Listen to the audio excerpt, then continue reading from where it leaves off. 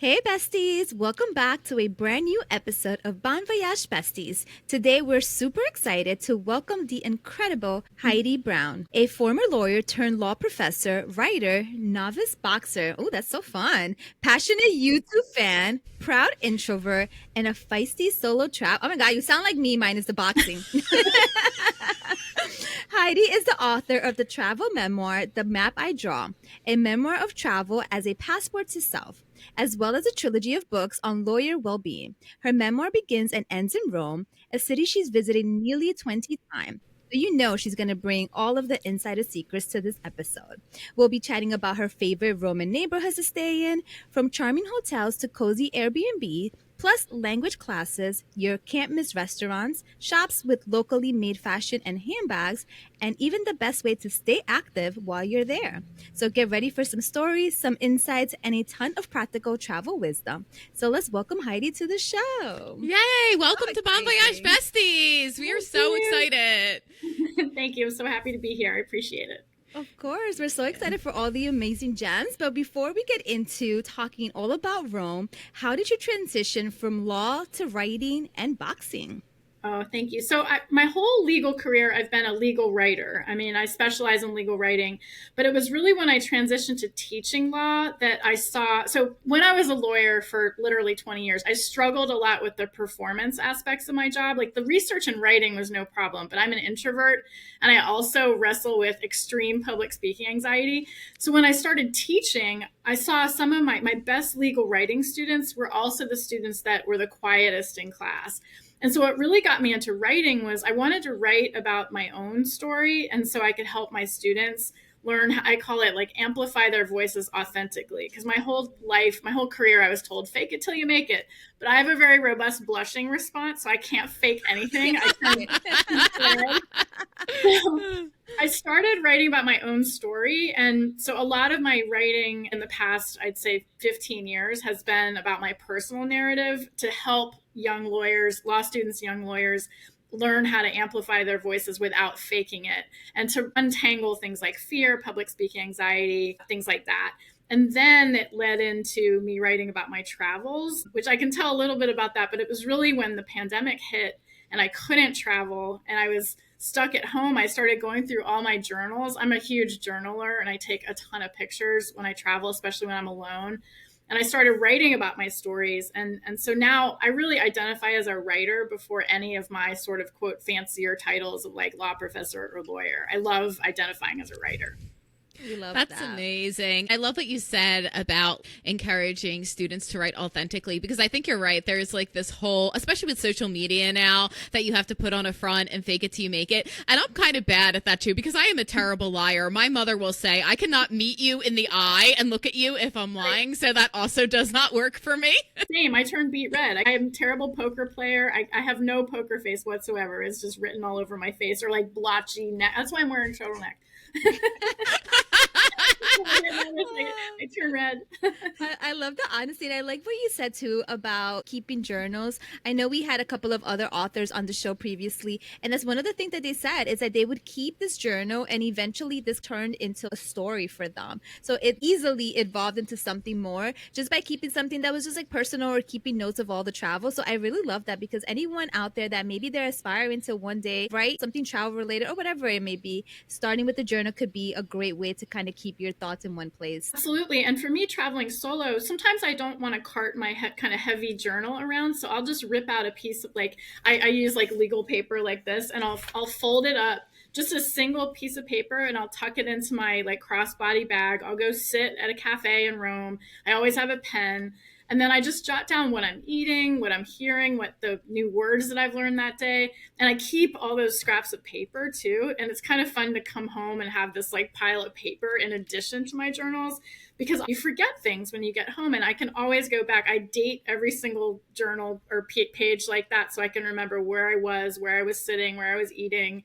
And most of the time I'm alone. So it's nice to just remember, oh, I tried that different food that day, or I tried a different wine that I didn't know how to pronounce, and the waiter helped me pronounce it. So it's fun to have a written record of all that. It's not like eloquently written. It's just basically like stream of consciousness, but it's so fun to see what was going on in your own head when you're in that beautiful environment.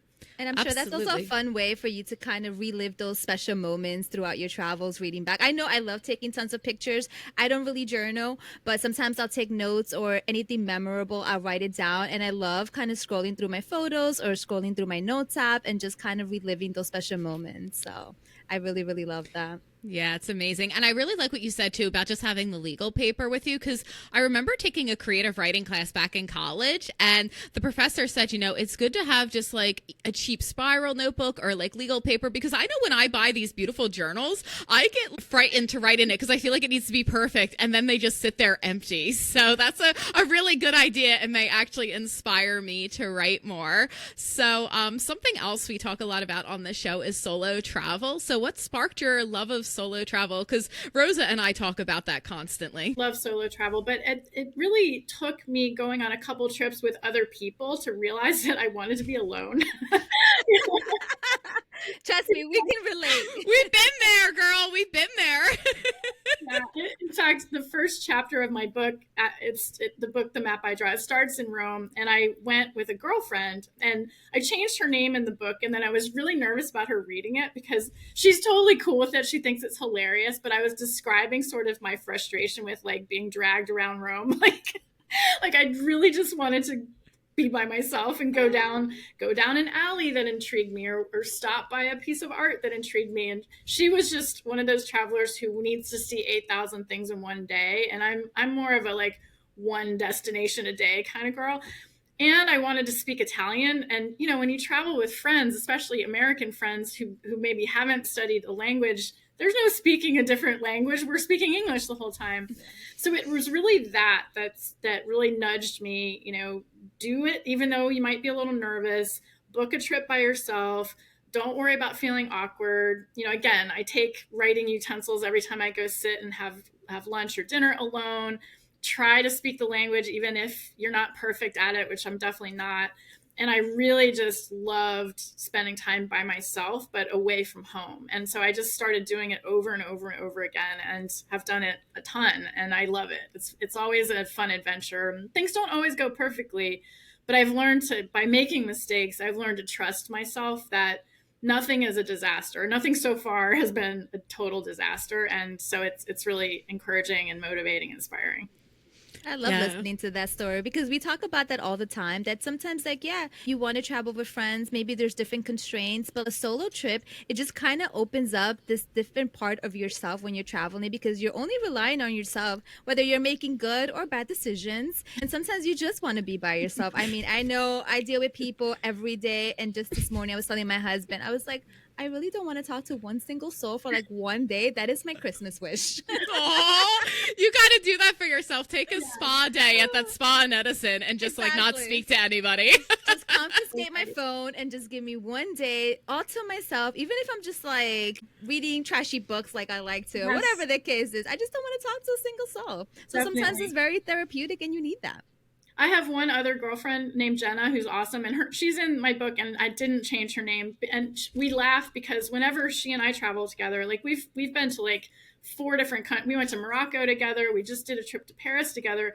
But it's always so like pleasant and lovely, and nothing ever happens. So I have nothing to write about. And we just literally, everything works out great. There's no conflict. We eat beautiful meals. We go on these cultural excursions. But I come home and I'm like, I can't write about that trip because nothing happened.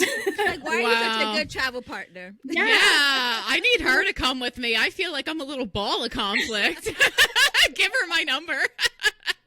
But she, you know, then if I do those trips by myself, there's always some, again, like I make a mistake, or I talk to some weird person, and it ends up becoming a story. Whereas when I travel with her, it's just so good. Like I don't have anything really epic to write about. So I do some trips with her so I can enjoy the experience, and other trips I have to do by myself so there's more rich material to write. Yeah, you have to do it. We had this episode where we talked about like traveling with high maintenance friends. It just reminded me of that because like you never know, and sometimes you think you know people and you could be good friends, but maybe you're just not travel compatible. So it's like you just never know where you're gonna get. Absolutely. And you have Yeah. to be flexible. You have to be flexible, but not too flexible. Yeah, exactly. Yeah, I was gonna say it's always good to have those solo trips because let's make one questionable decision for the plot. Like you always feel like you know, need to do that. Why not? How did Rome become such a big part of your travel journey? I'm hearing about all these amazing places like Paris, Morocco. Why Rome 20 times? I mean, it sounds incredible. I would totally visit Rome over 20 times. Yeah, Rome just completely seeped into my soul the very first time I went there. So I grew up in Virginia and I moved to New York when I turned 30, and I was going through a really difficult relationship split. I'd been with the same person for 12 years. And I kind of grew up in like the suburbs of Northern Virginia outside of DC. When I moved to New York, it was like my body like recalibrated, and I felt this energy of New York that helped me sort of heal from a lot of stuff. Rome did the same thing for me because I went to Rome for the first time when I was 43, and it just completely, I don't even know how to describe it other than my whole body was vibrating like the whole time I was there. There's something energetic about Rome that is just wild. And it feels like this like incredible, I mean, we've all studied like Roman history and stuff like that, but walking around on those ancient cobblestones and seeing these like ancient columns and statues, and it's all very, it feels to me very like female energy. I don't know, not to get all weird on you, but I started just really kind of, that's why I wanted to be alone, because I wanted to feel all of that and all the layers of history and just the beauty of it, the different, the, like kind of the juxtaposition. I love graffiti, I love street art, and there's a ton of that in Rome, but it's like you'll see this incredibly colorful, amazing piece of street art next to this like 2,000-year-old wall. And I got so into it. And then studying Italian, it just feels like such a welcoming place where you can go as a woman by yourself, not being fluent in the language. And people, even though most of the waiters and the shopkeepers speak at least a little bit of English, I will always say in Italian, I want to try to speak Italian. And they're so excited that they help you do that. So I've just found it every time I go, and like, yeah, I've been there like 20 times. I feel like I live there, and that feels really reassuring. I write really well there. I exercise there. And I can do the whole thing by myself and never feel lonely in Rome, which I just find so amazing. Yeah, Rome has like such a charm. I know the first time I went, I actually went with one of my good travel buddies, and this was the first time that we both visited Italy, and Rome just had like a charm about itself. And then when I visited the second time with my husband and daughter, same thing. You kind of get lost, and to think like you said, you have this ancient civilization, you have these ruins, but then you have these modern buildings. So it's like a complete contrast, and just like walking around and just like, oh my God, I remember going to the Colosseum, and like we can kind of like imagine ourselves during that time period. So it's a really, really cool place. And it's also one of those places I know for myself, I always romanticize, like, oh, I wonder what it would be like to live here. Like all the cool cafes, like it's like a perfect romantic spot. So I can see how you totally have fallen in love with the place. Yep, I love it. And it's kind of like so much of it stays the same, but then different new things will pop up. Like you said, there's like this modern energy to it, and it's got cool fashion and interesting, but it's different from like Milan, which is sort of like high fashion. Rome is so, I feel like you can wear whatever you want and feel cool in Rome, which I love. I just I'm like, love I it. need to book another trip. You sold me. Yeah. Yeah, I haven't been to Rome since I was 23 years old, and I'm 38, so I feel like it's time. It's so funny because my friends and I were supposed to go to Italy in the summer, and we haven't decided on a destination yet. And my one friend, how he put it is he really wants to experience Rome as an adult because he's like me. He went to Rome when he was 21, I was 23, and I was on a group tour at the time, so I was kind of being like herded around a little bit. I still had an amazing time, but like you didn't have that same flexibility. So just like hearing this, I'm just like, you know what? I'm ready to text my friend and be like, let's start in Rome and then we'll jump off from there, because I feel like now I have to visit Rome again after listening to this because it truly sounds incredible. Love that. There's so many rooftop bars now that like you as you know, not on a group tour, not on a younger group tour, you can really pick and choose kind of the views that you want to see that are less touristy and it's just stunning. Like all these different hotels now seem to have cultivated these beautiful rooftops where you can just have a nice glass of wine and look out over the whole cityscape, and it's incredible. Rosa, let's book it. I'm telling you. I'm like, I was just telling Michael before, I was like, we have a ton of miles and points. I'm like, I just don't have enough time. But like, listen, I'm ready to burn through these points and like just 2026, I might take a sabbatical. Yeah, take a sabbatical. I've literally flown to Rome for 72 hours. You can do it. You don't need a lot of time. It's exhausting. That is adventurous. That is adventurous. Oh man, 72 hours. Oh my gosh. Tell us more about that, because I see that sort of thing all the time on social media about like these extreme day trips where people will like fly from New York, go to Paris, and then come back. And I'm just like, the jet lag and yeah, the jet lag would get to me. I don't know. I mean, now I wouldn't do that, honestly. But this was, so after I went to Rome for the first time, the reason why that first trip was so epic was because even though my travel partner in the book, her name is Mia, but in real life, her name's Carol. She's like this extroverted, gregarious, blonde, like so fun. She talks to everybody. And she chased down the street these two like Roman Carabinieri police officers, because they were on motorcycles. She runs down the street after them. They stop. She gets a double date for us with these guys. Yes. Oh my God, that's amazing. And I was sitting there at the table like, oh my God, this is so embarrassing.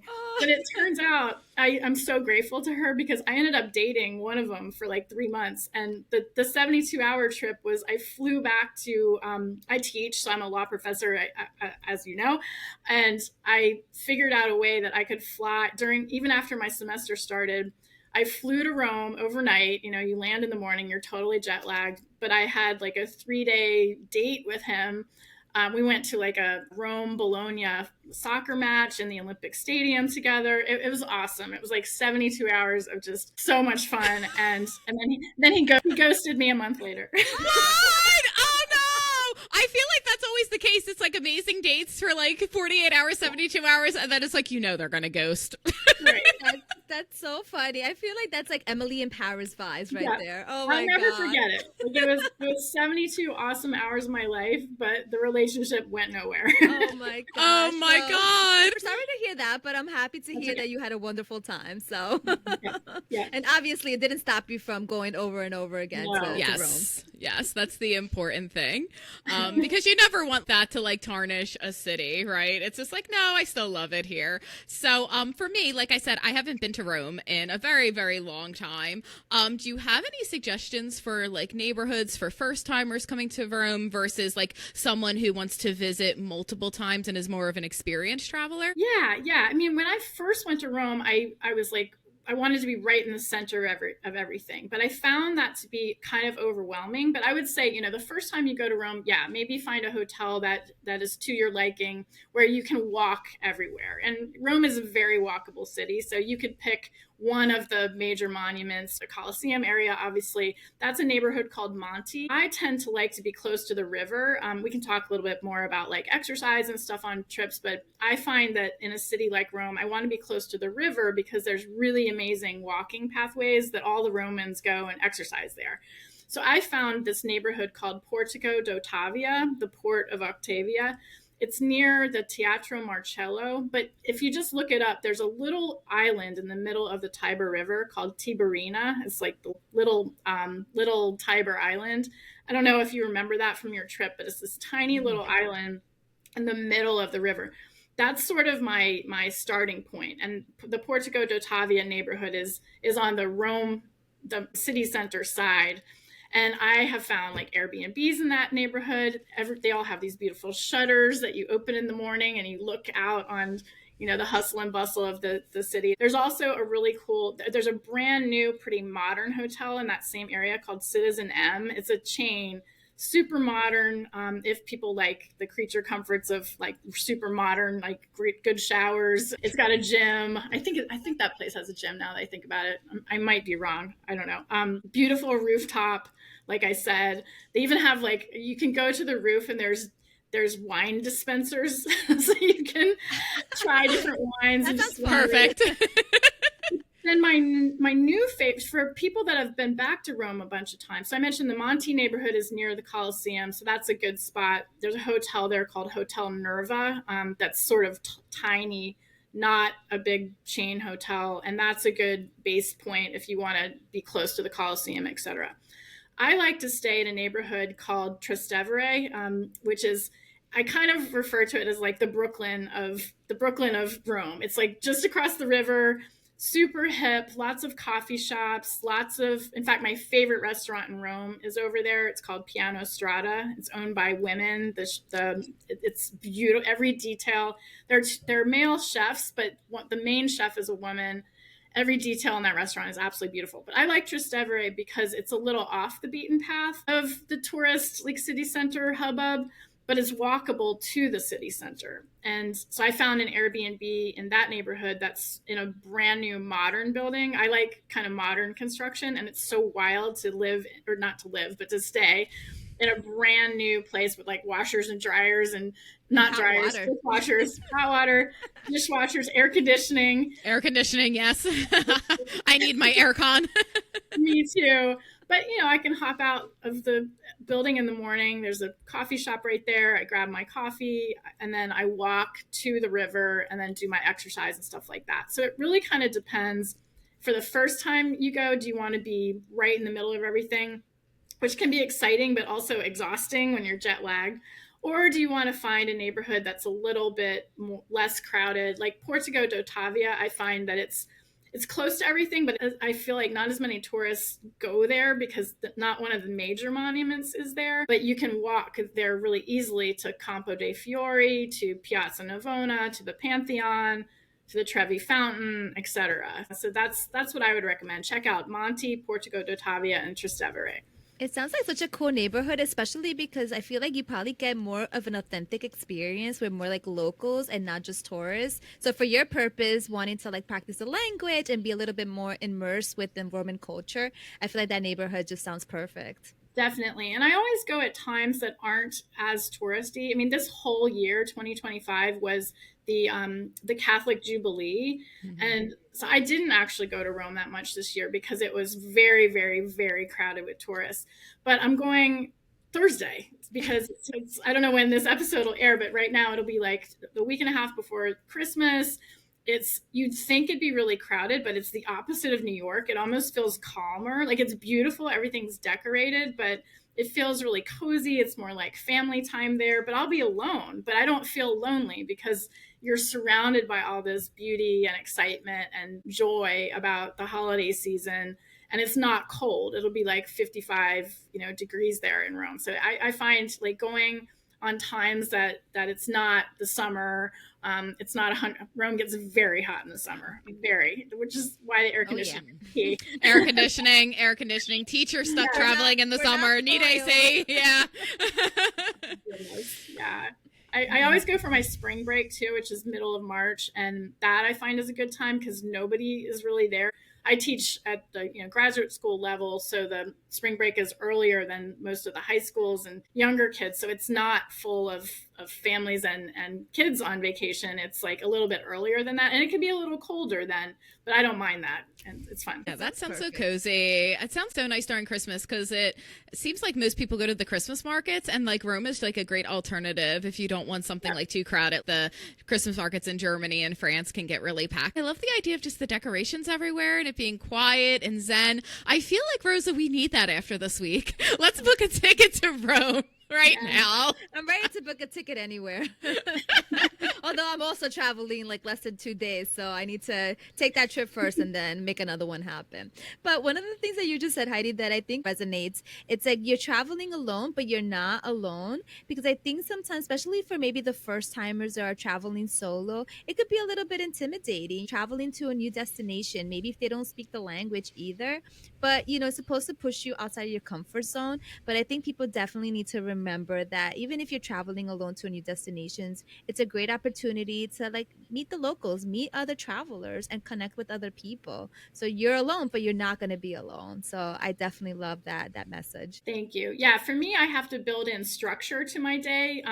Every once in a while, loneliness will seep in, but what I realize that it usually happens on like I get there, I'm so hyped up and excited on day 1. Day 2, I'm still really hyped up, but I'm totally exhausted. Day 3, I might feel a little unsettled. Not that I feel lonely, but I feel a little discombobulated just from the travel and the jet lag. So what I've learned to avoid kind of letting that take over me is I build structure into my trips. So the journaling, I do this. I don't know if you've read a book by author Julia Cameron called The Artist's Way. She recommends this thing called morning pages, where you write 3 pages of journaling every single morning. And so I've gotten in that habit. And if people think 3 pages is a lot, you buy the tiniest journal you can and just fill up 3 tiny pages, because it's not 2 pages, it's not 4, it's exactly 3, because it's all about the ritual. So I will like get up, I'll figure out, if I'm in an Airbnb, one of my travel problems is I'm incompetent at running coffee machines in foreign countries. Like, even in an espresso machine, I will do it in the wrong order and it'll create like brown water, but it's not coffee. Or those mocha pots, you know, the things that you kind of screw together and you heat the water. It always seems like the thing is going to explode. But anyway, I get through, I make my coffee, I do my journal, and then I exercise. So like in Rome, like I mentioned, there's the beautiful, I mean, the water of the river is not that beautiful, but the river itself is beautiful. And I'll go walk under these, 2,000-year-old bridges, and I have a little pattern that I do. Or there's this beautiful staircase. Well, there's a couple staircases near the Capitoline Steps, the Vittorio Emanuele, the thing that looks like a wedding cake in Rome. It's like this big white structure. There's 2 staircases. One was designed by Michelangelo. I'll go and just walk up and down those steps.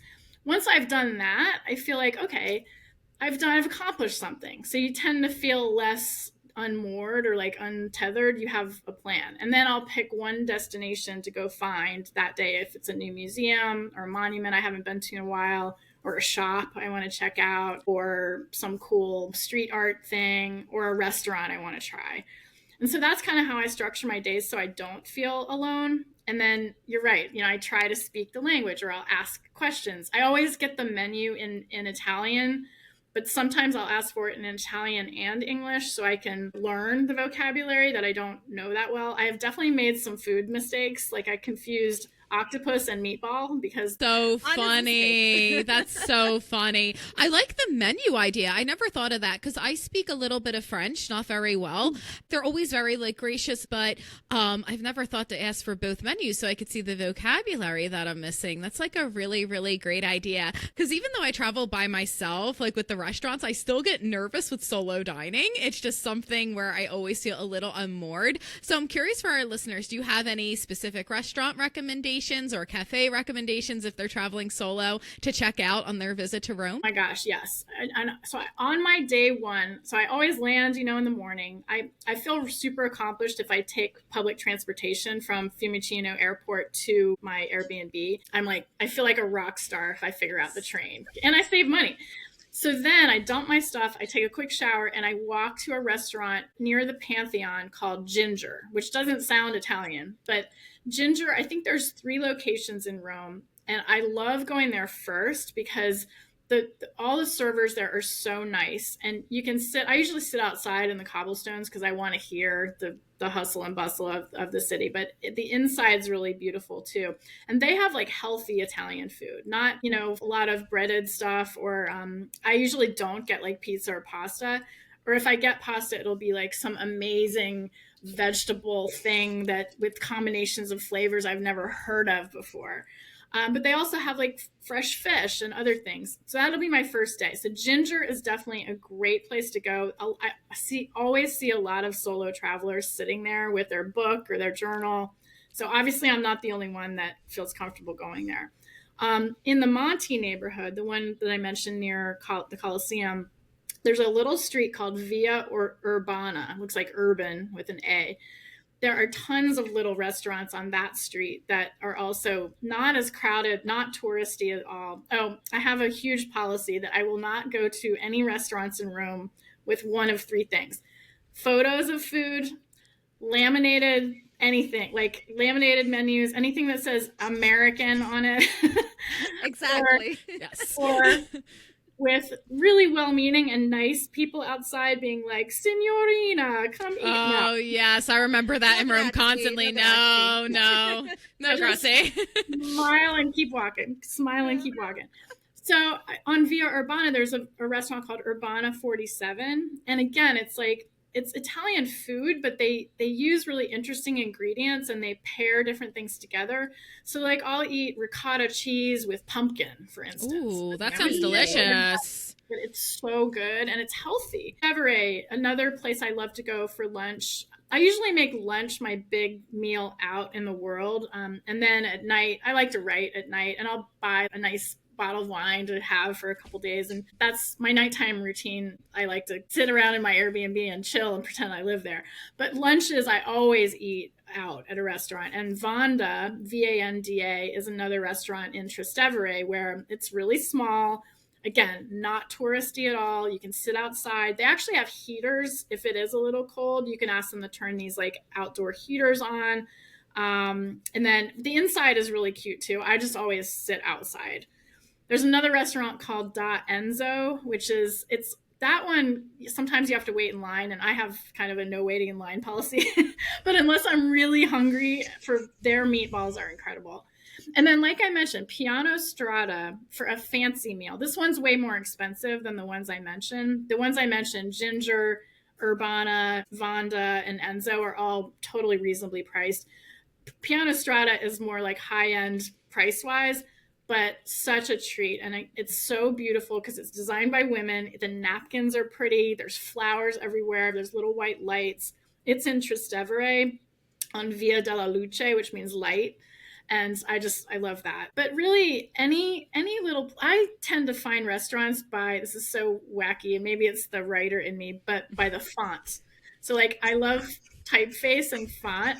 So I'll just wander around the city, and if I see a restaurant that I've never eaten at before, and I like the like aesthetic of the writing, I can guarantee you the food will be good because And I can vouch for it. I don't use your strategy, but we did go to Vanda for dinner last time we went to Rome. no And it way. was one of our favorite restaurants for that particular trip. Like everything was like delicious and we all ordered like different things. My daughter's a little bit more adventurous because she likes to try like more local things. Okay. I like to keep it safe, but it was actually one of our favorite restaurants. But that we actually ended up waiting like almost like an hour in order to get Wow. seated. Yeah. Wow. Yeah, Okay. on a weekend, but it was worth it. It was totally It's worth worth it. it. Yeah, on the weekends, a lot of families go there, like after church on Sundays or whatever. And it seems like every time I'm there, it's like International Women's Day for some reason, and I love that. you have to wait in line on days like that. I can definitely vouch. I mean, I feel like I have the same strategy as you do. Like, I won't eat at a restaurant if they have like photos on their menu. And sometimes, like, the ones that kind of look a little sketchy, those sometimes tends to be the better ones. So, I For know. that's the good thing sure. about solo traveling, like being adventurous and you do things like at your own pace. So, like, even like you said, you like, to have a bigger lunch and just kind of, keep it more low key for dinner.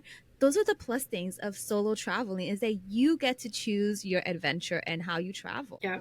Yeah. And I find just getting lost sometimes. I'm just remembering another one called Gallo. I think I think that means rooster. I was trying to get out of the fray of Piazza Navona and I took a different little alley and I ended up in this like triangular piazza with one restaurant and had like 4 tables and it had a rooster on the shutters and I just sat down. It was this really sweet woman who was the waitress and she just took care of me and I ordered meatballs again because the meatballs don't come with pasta. It's just the pure like beautiful meatball and it was lemon meatballs and I was like, oh, that sounds kind of Ooh. weird. Interesting. It was so good. It was like lemon and mushrooms and Oh, then that sounds good. it was awesome. It was so good. Okay, we're going back to Rome.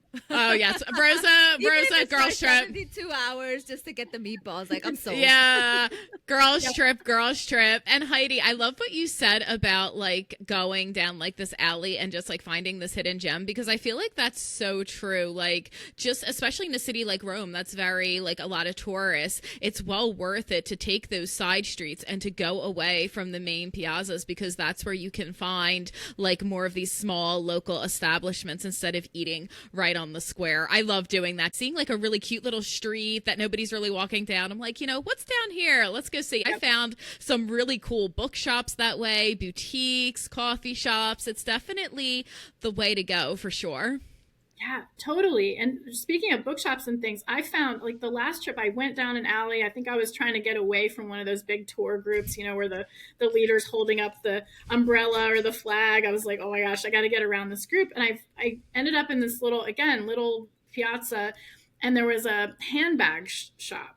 And I just happened to need a new little like crossbody handbag. I had the most fun in that store because they're all handmade. They're handmade Italian leather, but you can pick different straps that almost look like embroidered guitar straps, like really cool interchangeable handbag straps. And I had such a fun time talking with the designer, this man who's been making these handbags forever. And if I hadn't taken that weird turn down the street, I would have found that place. And now it's one of my, even if I'm not gonna buy anything, I still pop in there to see what new fabrics he's got, etc. It's kind of fun. It sounds so cool. Like, I'm telling you, I'm sold. I need you to just plan my trip and I'll just book the flight and go.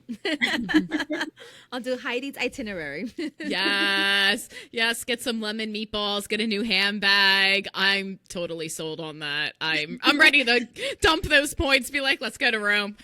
Let's do it. Be adventurous. The only thing for me though, I speak Spanish. So I was born in Dominican Republic, so I'm fluent in Spanish. So sometimes I can pick up some Italian, or like if I'm reading like a menu, sometimes I could understand some of the words because they're kind of similar sometimes to the Spanish language, but my Italian, it's unfortunately awful. So I'm just curious, how has learning the local language kind of enhanced your travel experience overall? I love languages, and I think it's really helped me feel more confident when I'm by myself, and especially at a restaurant, because they know, they can see me coming a mile away and know I'm American, I guess, just from the way I dress and of course the way I pronounce things, even when I'm trying to speak Italian. But I think actually practicing the phrase, I want to try to speak Italian, or I don't speak Italian very well, but I want to try, they get so excited. I've never had anybody refuse like to try. And so that, they're so patient. I think it's just made me much more confident to venture to say things that might be wrong, but then I learn. Same thing with shopping. So, I'm a notorious overpacker. I need to not pack so much. Me too. Suitcase because there's a couple shops. Yeah, it's terrible. There's a couple shops in Rome, 2 streets I like to shop on. One's called Via dei Giubbonari, Giubbanari. I can type these up and send them to you if you want to put them in the show notes. There's a tiny little boutique called Nina Loca, which is actually Spanish, right? Yeah, crazy girl. Crazy girl. That's me. That's me too. 3 crazy girls. Totally me. You have to shop there because it's a tiny shop. They have the best jeans, and they're so inexpensive. They're like €40 for a pair of jeans. But that's great. Totally. They fit great. They have the cutest jackets. But to your question about the Italian, sometimes I get intimidated. Like, I know they'll speak English with me, but I want to go in there and make myself speak Italian. But sometimes I'll walk by the shop like, I'm not going to go in until I feel. And then I just go in and I try, and they recognize me now because I've been in there so many times, and they will patiently, help me remember the word for scarf, or like the word for jacket, or the word for socks, or whatever I'm buying. And I think it just enhances my trip each time, because every time I learn a new word, I learn sort of the history behind the word, and then I'll start seeing that word everywhere. And I guess it just, like I said, it just adds layers to the trip and helps me feel more confident and like I belong there. Every time I land in Rome, again, like my whole body just like settles down. Like, okay, we're here. Yeah, and knowing at least some of the language makes it even more exciting for me every time I get there. Yeah, I love that. And it's so true because it's the same with me whenever I visit France. Like I said, my French isn't great, but the people have always been so kind. And even if I just speak a couple of sentences, I feel like it opens so many doors and it just like really brightens the whole experience super well. It's funny, I don't know much Italian at all. I took a semester in college, but I kept speaking Italian with a Parisian accent. And my professor was just like, I don't know how to get rid of this Parisian accent. Every time you open your mouth, it sounds like French. That is so funny because they tell me that too. I studied French from kindergarten through college. I majored in French and foreign affairs. And the Italians will say, they assume I'm American, I guess, because of the way I dress. But sometimes they'll say, if I speak a lot of Italian, that I have a French accent when I speak Italian, which I take that as a compliment. Oh, yeah, absolutely. Absolutely. That's so interesting because she'd be like, you have a Parisian accent every time you try to speak Italian. I'm going to try to help you, but it's just like not working. I think because we tried so hard to figure out how to pronounce the French R, which is the opposite of the Italian R, right? And so it's hard for us to undo that. And but we can do it. We can keep trying. It's all about practicing. And one thing that you mentioned, I think that applies to traveling in general. I feel like locals can appreciate when you can at least maybe just the salutations or just simple words like saying thank you. I know when we went to Tanzania this past summer, we learned a couple of like key Swahili words, and every time like my husband would like be like, "Oh, Jumbo," they're like, "Ah." You know, everybody would get so excited, and then they would start talking to him. He's like, no, I only know Jumbo.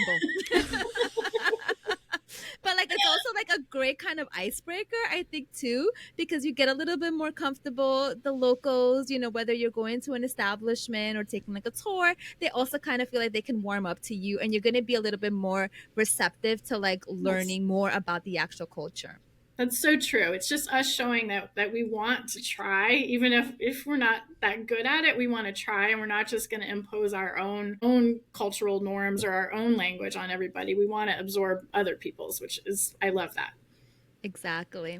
I'm also curious too because one thing I struggle with is just being active in my day-to-day life. So the idea of me traveling somewhere and being active there is just not realistic. I'm just gonna be honest with you. This is not realistic. Same girl, same. I wish I had like that motivation and that discipline. My daughter Samantha, she loves to go to the gym. She's very disciplined and works out even when we travel. So I always have to make sure there's like a gym or like a local park where she can run. So when we went to Rome, we actually stood not too far from the Trevi Fountain in like that neighborhood. So she would wake up early, and it was cool for her because she got to run early in the morning before the crowds. She's running around like the ancient ruins. So it's definitely like a cool experience. Meanwhile, I'm like still in bed, but you know. So I'm just curious, how do you find the motivation to even do that? Well, I tell my students that I have 4 well-being pillars. That's what I call them. Writing is one of them. Boxing lessons is the second, but that's also like exercise in general is the second. The third is U2 music. I'm a huge fan of, the rock band U2. And then solo travel is the fourth. I get in my head a lot. I wrestled a lot with anxiety throughout my career and just my personal life. And the exercise really helps me just process that. The boxing lessons, I put myself in boxing lessons to help me with my public speaking anxiety because I turn really red when I am on the center of attention, but I do a ton of public speaking. And so I put myself in boxing lessons to learn how to breathe. And so I just find that when I travel, I like how I feel when I move around, and it doesn't have to be super intense. I wasn't really a runner until the pandemic hit, and I couldn't take my boxing lessons, and I couldn't go to the gym, and I started running again. But I'll run just for 20 minutes. The stairs is kind of funny too. I found this staircase that has this beautiful mural. Some street artist painted this incredibly huge painting of a woman's face.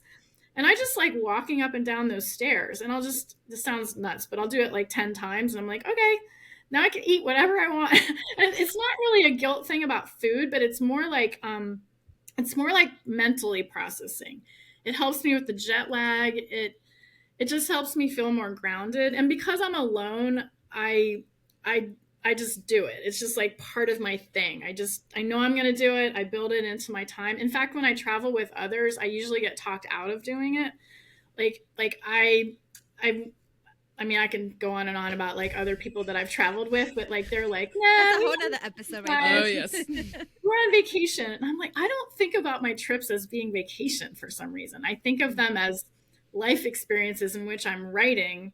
So I don't feel like I'm on vacation. I have to force myself to take an actual vacation that where I don't do all of my rituals. But that feels uncomfortable for me. So I don't know. I don't know. And like you said, it's like second nature. I know when my daughter, the first time we went to Spain, so at this point she was probably like 15, 16, so she just started running track. And she's like, well, I want to run outside because she'd rather that than like do it indoors, like on a treadmill. And I'm like, Sample, like we're on vacation, like maybe take a break. But like you said, for her, that was like second nature. Like it's something that just kind of kept her happy. She wanted to do it. She wanted to do it at a new destination. So after that, I kind of realized like, listen, we all have different interests, obviously, and we all travel differently. So if she's up at 5:30 in the morning and she wants to go to the gym or she wants to run, obviously we take the necessary precautions to make sure like where she's at and where she's running, things like that. So we kind of motivate her, and now like that's part of my process. So when I am looking for accommodations, I make sure if there's not a fitness center, like I said, there's like a park or somewhere where she can still be active. That's great. And yeah, definitely on the safety thing, I like to figure out where the locals are running. Because if I see other women, young, any age out there running by themselves or riding their bikes or walking their dog or whatever, I know I can do that too. And then I enjoy, if I'm there for a week or longer, I see the same people over and over again. So again, for me, the exercise is almost part of feeling like I live there rather than I'm just a tourist. So it helps add another layer to the trip.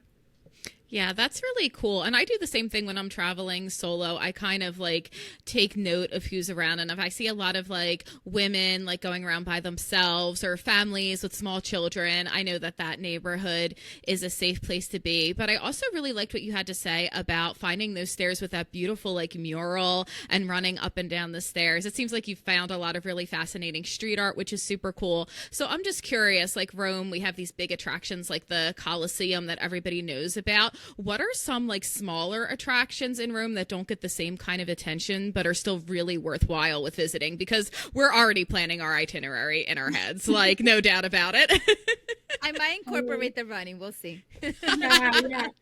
It's funny because sometimes I'll go to Rome and I will forget to go walk to the Colosseum because I have to remember, oh wait, I leave tomorrow or the next day. I gotta go at least look at it because it's not, the Colosseum is amazing, obviously, and it's everybody should go see it at least once. But to me, that's not the essence of Rome. I mean, to me, the essence of Rome is walking. I mean, I do a loop on day one. I call it my walkabout, and I definitely go and I see. I start in Campo dei Fiori. I see the statue in the middle of Campo dei Fiori. I have this one path that I walk to get to Piazza Navona. I go to the three fountains. I go to the Pantheon. I stare at the name Agrippa on the Pantheon because I don't know, I feel like I've got this like karmic connection with Agrippa. He was Caesar Augustus's buddy. And then I have my lunch. But there's a street that's off the beaten path. I mean, Picasso lived on the street at one point, so it is a pretty famous street, but it's called Via Margutta, and it's near the Spanish Steps. But you would never know that it exists unless you want to get away from the crowds and you turn down this little street, and it's the most beautiful street. And it's just a street. I mean, it's got like art galleries and things on, small art galleries and a couple little boutique hotels. And then this old building that has a little sign that in Italian it says Picasso once lived there and painted one of his famous paintings there. I could walk up and down that street forever, but it's not like it's a tourist attraction. I'm usually the only person on the street. I'll say I haven't even heard of it because I know Yeah. last time we went, we did some shopping around the Spanish Steps, and Yep. no idea that this little block existed there. Right, because the awesome shopping is on Via Condotti and then like all the high fashion shops, but there's some funky boutiques in that area too. But yeah, if you walk towards Piazza del Popolo, I forget what the name of the street is, but if you leave the Spanish Steps, hang a right and walk towards Piazza del Popolo, there's a tiny sign somewhere along the way that says Via Margutta, hang a right, and it's kind of near there. Sounds And then cool. the other off the beaten path thing that is another just gorgeous street is Via Giulia. It's Giulia. And again, I was coming from the river. I was trying to make my way to my favorite gelato place is called Gunther. Again, doesn't sound Italian, but oh my gosh, they have the best gelato. I All right. amazing. I'm like, I'm getting my United app. I was like, I'm booking this flight. I I was gonna say, Say more. Gelato, I'm sold. oh, but I walked down this street called Via Giulia, and again, it's absolutely the most beautiful street. There's these wild, old fountains with kind of the gargoyle eyes, like the oh, cool. Cool. like water comes out of the mouth, excuse me, of the fountain. And I just wandered this street and then found like a little coffee shop to sit at. And it's so local. Like it's not touristy at all. I have stayed in Airbnbs on that street before too, or side streets off of Via Giulia. And another thing I love to do in Rome is grocery shop, which is funny because I hate grocery shopping in New York. Like I would rather order from, Grubhub every night of my life in New York City. But in Rome, I get so excited to go to the grocery store and like figure out how to work the fruit scale and like get the sticker I could spend all day in the grocery store just like learning vocabulary and talking to the grocery store person. And so Via Giulia is another just street that you wouldn't know. And I mentioned Via Urbana, same thing. I ended up again just like wandering and trying to get away from the regular paths that I always take, and I found Via Urbana, which is this beautiful residential street with these amazing restaurants and cute little shops, and it's all locals. It doesn't feel like I know I'm a tourist, so I shouldn't be dissing tourists like I am one, but you want to immerse in the real part of the town. I also like just walking the bridges across to Trastevere, like crisscrossing the bridges, because a lot of times there's street performers and anytime they play a U2 song, I am like, this is You're like so happy. I'm so happy. I give them all my money. Aw. It's like so therapeutic. I love this. Yeah. I feel relaxed just listening to it. I'm the same. Like with grocery shopping in New Jersey, especially if it's like a Saturday or something, there's a lot of things I would rather do than that. It is like an absolute nightmare, but I do love grocery shopping when I'm overseas, just like seeing what they have and just buying myself a little treat. It's like therapeutic. Yeah, and that's what I was saying. Like, I'll do my big meal or my main meal outside at lunchtime. But then at night, I like going to grocery stores and buying, like, I don't know, interesting cheeses that I would never get at home, and interesting prosciutto. We can get prosciutto here, but it's not like there, right? And like apricots or like weird fruit, not weird, but like fruit that I normally would never buy. And I just have almost like a little picnic at night, and then I'm starving the next day for like amazing Italian coffee and all their amazing pastries and things like that, which I try not to eat too much of, but you have to, like, they're so good, It's fun. It sounds like such a wonderful experience. I know when my husband and I went to Greece early in the year, we were staying like in an apartment. So it had like a full kitchen, and we did a partnership with this brand. So they kind of like stocked the refrigerator for us. So then same thing. I was like, oh my God, this feels so cool because we can actually like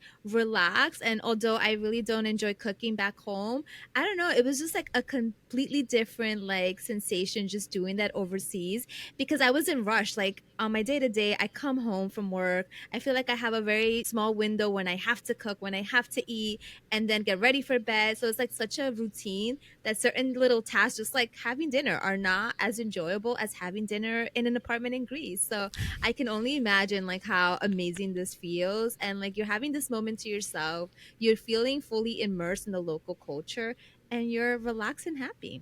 Mm-hmm. It's ideal. I can't wait to do it again. Just a few more days. Yes. It's going to be here very, very, very soon. So I like how you have like some structure in your trip. I know like for me, sometimes I'll plan so many things and just be like, oh, what did I do? So on a trip to Rome, how do you balance that structure and that spontaneity? Yeah, I mean, I think I stick to my sort of mental health structure of doing the journaling. I have my coffee, my journal in the morning. If I'm on a writing project too, I'll write in the mornings and then I'll go do the exercise.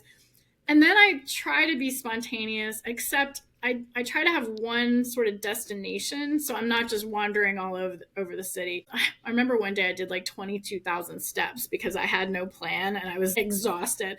So I do try to think of one, maybe a different neighborhood I haven't been to in a while, or like I said, like a new museum. There's a really cool museum called, I think it's called like Chiostro Bramante. I'm totally butchering the name of that, but they have this incredible, they always have exhibits about flowers. And then there's a coffee shop. You have to pay to get into the museum to get to the coffee shop. But if you like beautiful coffee shops, that is like a destination in of itself because it's all covered in flowers. It's beautiful, covered in flowers. So yeah, I try to build a lot of spontaneity in, except having just like one destination. So the spontaneity is like, oh, do I see something along the way that intrigues me more than what I had selected for my destination? But if not, I'll take pictures, like I said, of cool fonts, restaurant fonts, or stores that I want to remember to maybe make my destination for the next day. So I'm sort of building my week itinerary through my spontaneous wandering, I guess, is how I kind of do it. But I do not jam pack my schedule at all. I used to do that and it was exhausting and I didn't really enjoy it that much. Like I can go to a museum, but I want to be in and out of there in like 15 minutes. Places to go. Yeah, it's like I have things gelato. to do. I have gelato, I have boutiques, I have, stuff that I need to do. One time I wanted to see there's like, I'm going to get the name wrong, but there's this mausoleum for like one of the emperors. And I went and I made the mistake of committing to a tour. And then I was stuck there for like forever with all these people that were asking a million questions. And like, I just wanted to see the structure. So I've learned from that, like, don't put myself in situations where I really feel like I'm stuck for a long period of time. But one tour I highly, highly recommend. I did this before the pandemic, so I'm not sure what the logistics are of it now, but it's the underground. It was Emperor Nero's home, but it's gorgeous. It's Domus Aurea. Domus, it's Aurea, like the gold home. Okay. It's freezing underground, so wear a sweater, but oh my gosh, that sounds so cool. That's something I would want to do for sure. It sounds amazing. Super cool. And stay for the whole tour. Like any of those underground, like ancient Roman home tours, do that.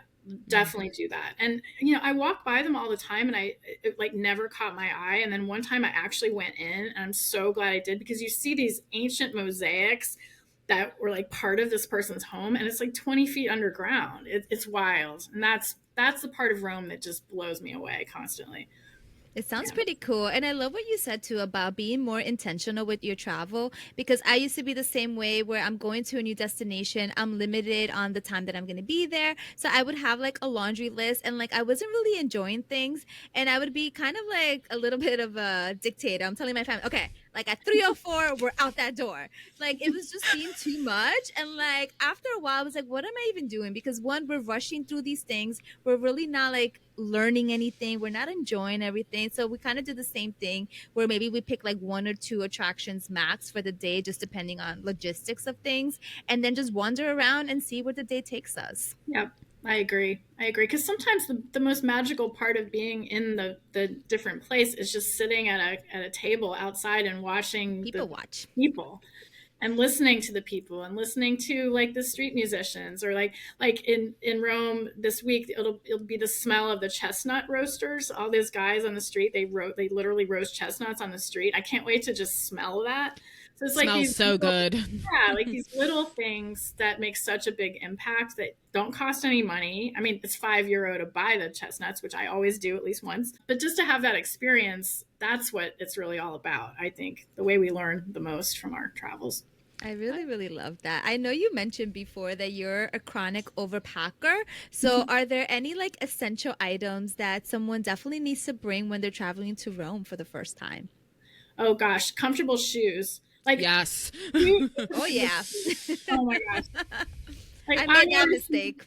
Me too. I always think, oh, I'm going to wear these cute strappy sandals. No. There's no strappy sandal wearing. No, that happened to me in Positano. I was like, oh, I'm going to be cute. No, after day one, I was like, cute is out the door. Yeah. Yeah, don't do it. Don't do it. My friend and I did something similar in, I think it was Venice, like with the cute little shoes. And like our feet had so many blisters and we were just like, yeah, no, stick them with sneakers. Yeah. I mean, I bought in Barcelona, I wanted to buy some cute, like Spanish cute wedge sandals. I twisted my ankles so many times. No. It's not worth it. I can walk in high heels. I do it all the time in New York. I cannot do it on cobblestones. No, forget it. It's a whole different, different scenery over there. I think also, like, I pack a lot of scarves. Like, I like buying scarves when I'm over, like cotton scarves, just cute. Because you always see the Roman ladies who look so chic on their Vespas wearing the scarves. And so I kind of layer my clothes a lot over there. And I try to save room in my bag to shop at Nina Loca because the clothes are so freaking cute. I'm going to try hard to do that this time. But yeah, basically, I think the best of, take something to write down all your memories, like a little journal or something, or go to one of their cute paper shops. That's another thing I love to peek in. I don't always buy things, but Rome has the cutest like stationery shops. Nice. Beautiful paper, like cool journals, really, really neat. There's one by the restaurant Ginger that I mentioned. If you come from the Pantheon and you head towards Ginger, there's a paper shop right on the corner. I forget what it's called, but you can see them. They're all over the place there. It sounds like perfect. I know my daughter Sam, she loves like stationery. So whenever we do go travel somewhere, I do have to give her a time limit. I know last time when we went to Paris back in January, she went into like 4 or 5 different ones. I was like, all right, Sam, like 15 minutes tops. Like you do one quick loop around. If you're not buying anything, we got to go. Because she can spend hours. The museum shops always have really cute journals and papers. I think I spend more time in the museum shopping area than I do the actual museum. I love that. So Rosa, do you think we should do a rapid fire round with fun questions for Heidi? I'm ready. I am all ready. All right. So you're in the hot seat. So tell us your favorite gelato flavor. Ooh, okay. I want dark chocolate fondente, and I don't want sprinkles. I don't want a biscuit on top. I don't want the cream, the whipped cream. I just want the darkest chocolate fondente. That is it. No, not combined with anything else. It's my favorite. That sounds delicious. I'm like a sucker for like chocolate gelato. That sounds so good. Okay. Most underrated Roman neighborhood. Oh, I mean, Trastevere, I think people know about it enough now that it's probably not underrated. I stayed in Flaminio once, which is near the Olympic Stadium. It's definitely off the beaten path, but I think it's underrated. I think it's cool. It sounds pretty cool. All right. So what would be one Italian phrase every traveler should know? I mean, other than buongiorno and grazie, I would say mi piace molto, which means I like it a lot. Piace molto. Okay. I gotta practice. We gotta practice that. Every time the waiter comes back and says, "Is it okay?" I'm like, mi piace molto. You say it so beautiful too. Yeah, it sounds so great. That's what I do in France. I'm always like, "Say parfait," and they're like, "Okay." Mi piace molto, tantissimo. I love this. What would be your best YouTube song for a travel playlist? Oh my gosh. I mean, the one that I always hear in my head over there is I still haven't found what I'm looking for. Because it's kind of ironic. Like, I mean, I totally, I know what I like in life. I totally have found what I'm looking for, but I hear that song like as keep going, keep looking, keep traveling, keep moving, keep roaming. So nice motivational song right there. Yes. Yeah, I love that. That's amazing. So before we wrap this up, can you let our listeners know where they can find you online? I feel like this has been such an amazing episode. I'm so like ready for Rome now. You're gonna hear. I'm coming for you. Yeah, Heidi, you're gonna hear from me saying I booked a ticket. I'm gonna actually like message my friend tomorrow about it. He's in the UK, so he's probably asleep. But I'm gonna be like, Rome, I think we got to do it. Do it. I'll send you the links to my favorite Airbnbs if you want. Yes. Yes, so I am on, so my website is heidikristenbrown.com. So it's Kristen with an I-N, heidikristenbrown.com. And all my books and stuff are on there. I'm on Instagram. I have 2 accounts on Instagram. One is Introverted Lawyer, because that was one of my books.